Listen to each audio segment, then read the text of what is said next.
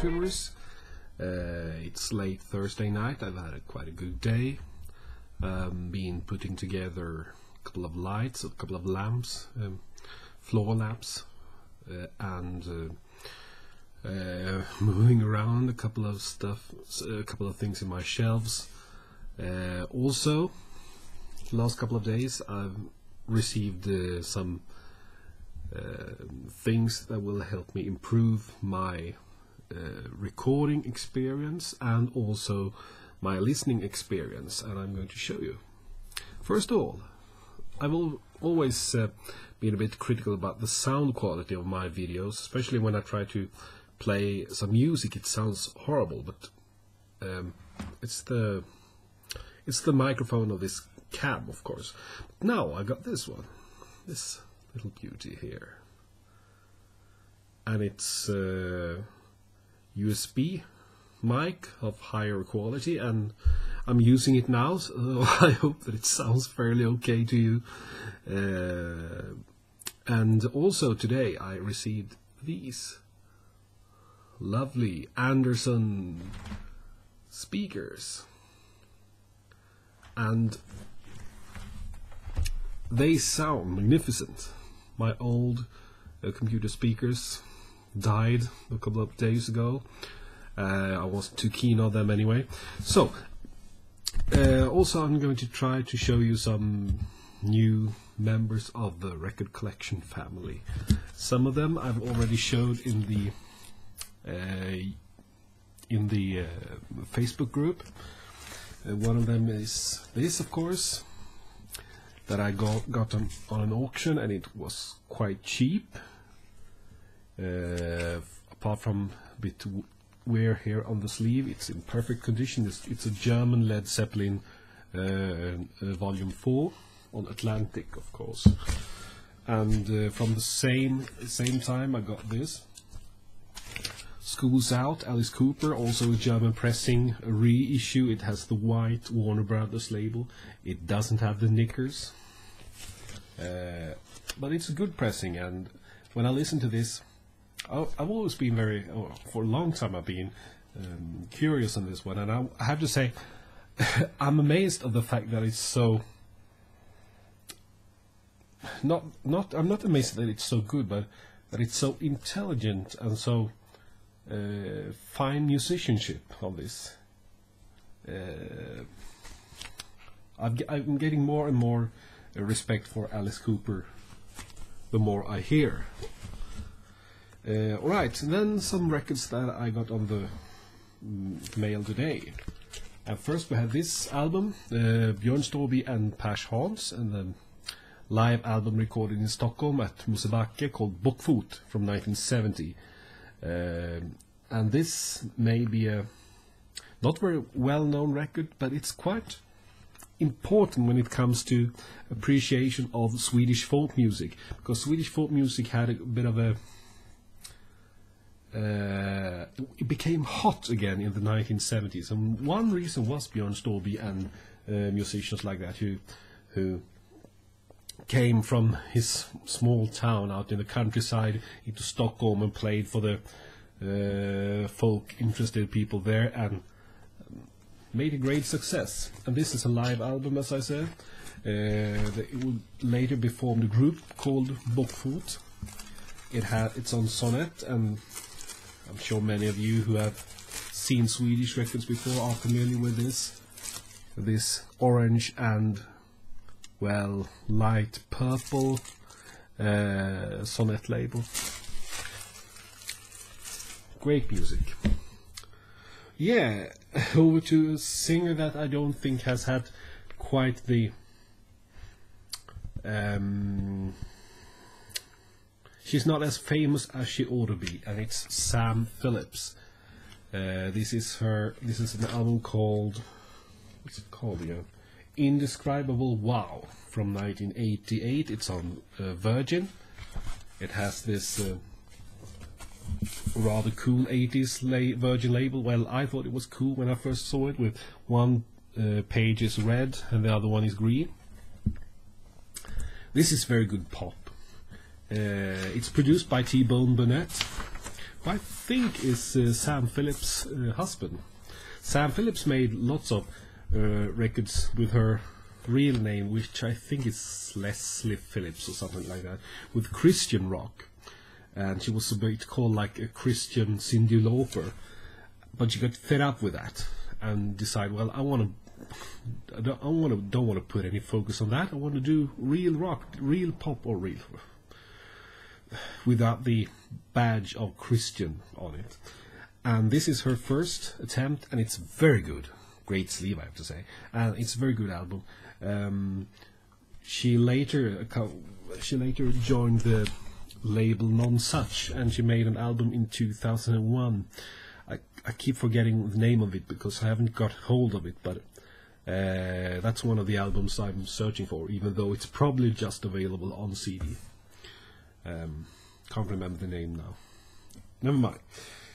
Right, over to this guy, Roger Ruskin Spear. Electric Shocks, and this is of course Roger Ruskin Spear from the Bonzo Dog Band and his solo album on United Artists from 1972, just after the Bonzo Dog Band had split. I haven't listened to this yet. I saw this in Uppsala a couple of months ago, and quite expensive. This I paid almost nothing for. It's not in the best condition, I would say. VG, not VG minus, not VG, well, VG question mark.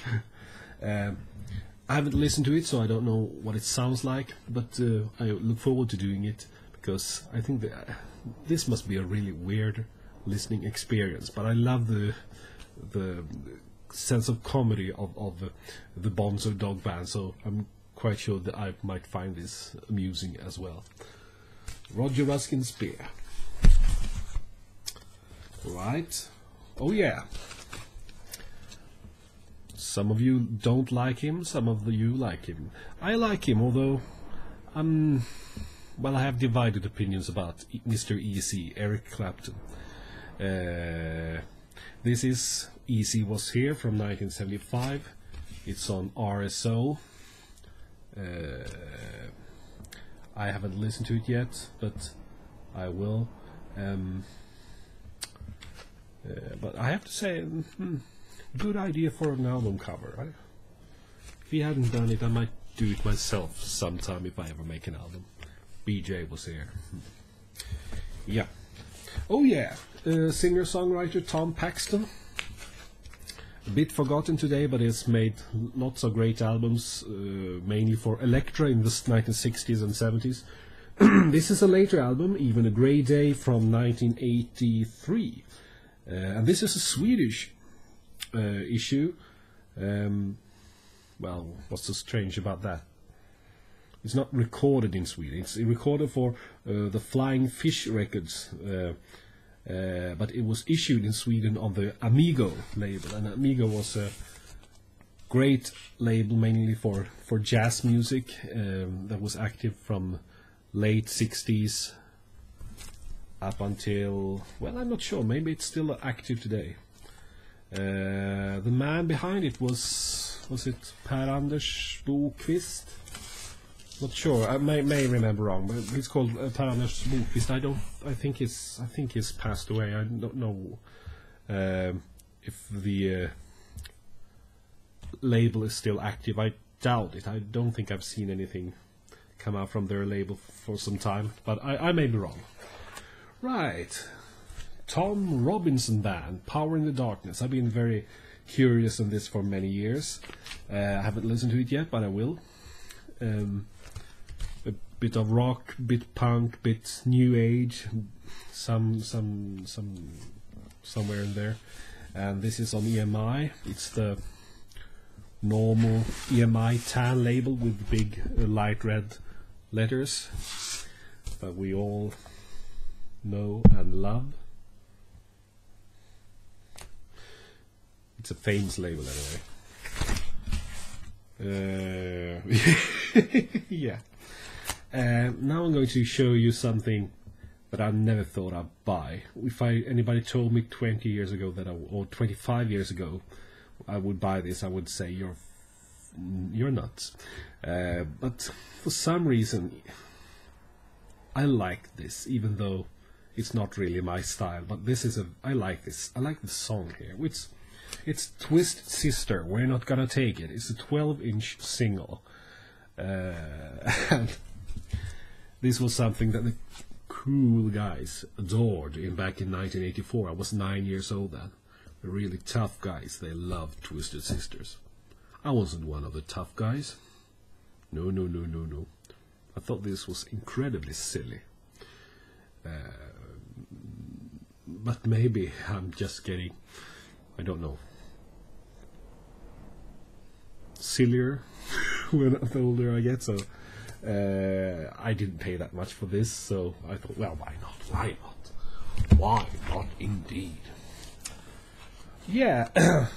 David Bowie has never really been a part of my record collection. I haven't got anything by David Bowie, but I'm a bit curious on him anyway. But I'm going to explore him through this compilation album that I just picked up, and also because I collect the series with these compilation albums. And when I show it to you, I'm quite sure you will recognize the series. It's this Russian series, and this is David Bowie, Starman, and this series I think was first issued in the 1988-89. This is the 10th issue. I've seen albums with Elton John, Beatles, Led Zeppelin. I can't remember now, but I know I've got quite a few of these, and I have this affection for Russian stuff. Not just my dear Russian girlfriend, but still, I like these.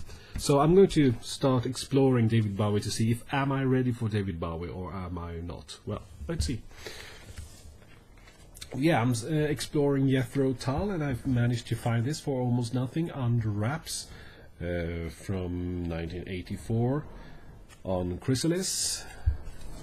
Not sure if it's one of their best albums. 80s albums from 70s bands rarely are, but still. Yeah, some folk music, Prelude. After the Gold Rush. I started listening to this, but I had other things to do, so I didn't finish it. It's I'm not sure if I'm too keen on this, but I will give it more chances before I decide what I think.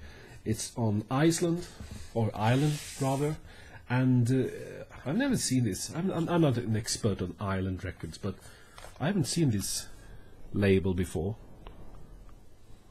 I don't know how long it was used, but it's quite appealing for the eye. Oh, I don't know if you can hear, but the wind really blows out there. I hope everybody there in the United States and the East Coast that you are fine. I've seen really worrying images in the news. Yeah. Now I'm going to show you this one, the first album of the Dutch group Exception. And wait a minute, some of you may say, some of you have had too much time on your hand and watched my previous videos. Haven't I already showed this several times and talked about it several times? Yeah, I have. Because this was a very important album to me when I was a kid. The first time I heard classical music was the intro on the first track here, Beethoven's Fifth. And the record that I've been having in my collection is the same one that I grew up with, so it's quite worn by now. So I thought, well, I had a chance of finding a better copy, and there's no great problem, and this is in excellent condition.